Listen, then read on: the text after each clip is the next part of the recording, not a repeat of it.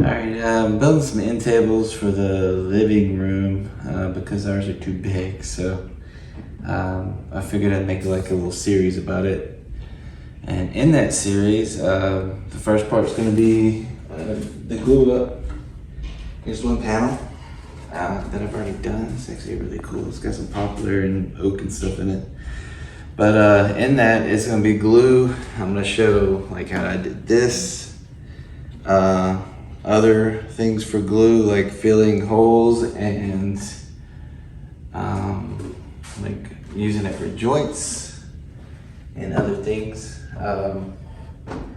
The second part's going to be about joinery, where I'm putting the legs in, and I'm also going to go over other steps of joinery, like what dowels are and etc. And then the third part of the series would be about finishes, like paint,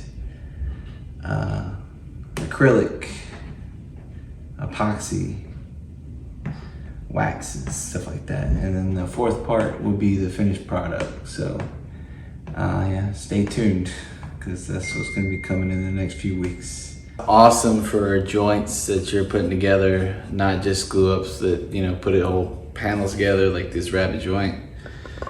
Just gluing that and then adding like dowels to it or whatever. It's really good, makes it stronger.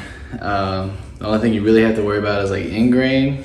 If there's ingrain, you have to basically glue up even more, because the ingrain like soaks it in. So if you're doing side grain, it's always great. But when you're doing ingrain, as you can see right here, in this piece, this part soaks up the wood glue a lot. So if you want to use wood glue, the best way and the strongest way is to use it on side grain. Yeah, so yeah, just like this, like picture frames that are, you know, angled like 45 degrees on each side. All of those are better with some wood glue in it. Never hurts, right? And I think that's about it on that. We'll go back. Another thing I have done in the past, which, like I said, I don't know how many times I have to say this, but I just want to kind of get the point across. But I'm a beginner. We took a break because I had to move and kind of had to rebuild. But as you can see, okay, I can't see it. Alright. Right there. Oh. But these like little splinter things you can get sometimes of wood, you can also use that with a little wood glue. Put a little wood glue down and basically fold it back over. I'm trying to use up all the wood glue that I have in these like bottles that are almost empty. But you can fold it back over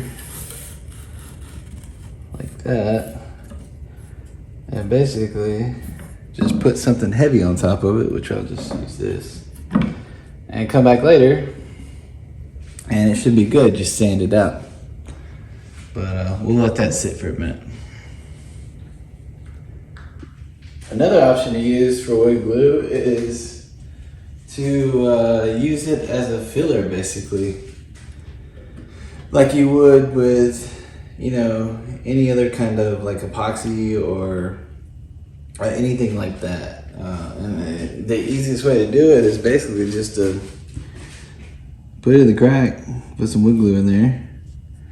It's like this one. Let's see if I got any left in this one.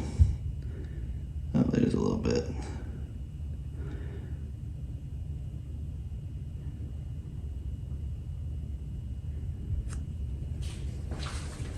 And take some sawdust, which you'll have plenty as a woodworker because it's everywhere.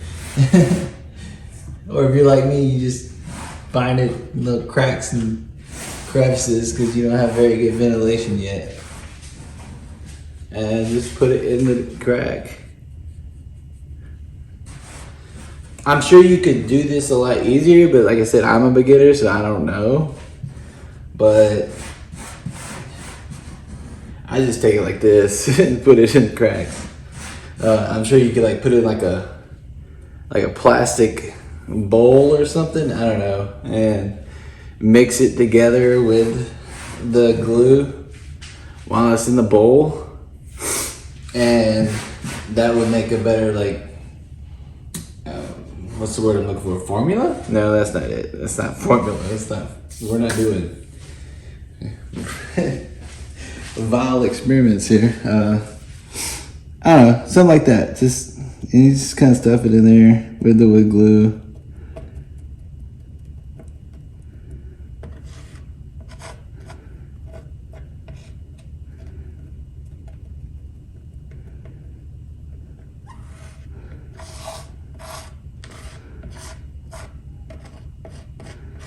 As you can see, it's filling the hole pretty good.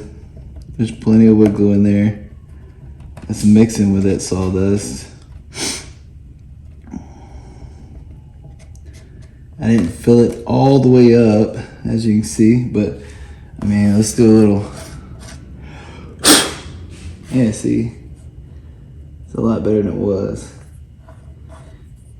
Granted, with these end tables, I'm actually going to use for the cracks and everything like that. I'm going to use epoxy to fill it, but you can still do it with wood glue. And wood glue is actually really good for it because it's actually a really strong bond too, because you're getting all these little pieces of wood and making an even stronger bond with the glue, because wood glue is really strong.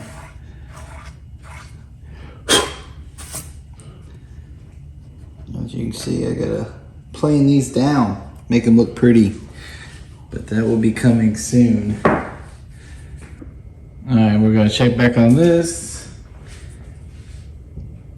And I can barely tell. I should have had something a little heavier, but you can see it just lays back down the grain.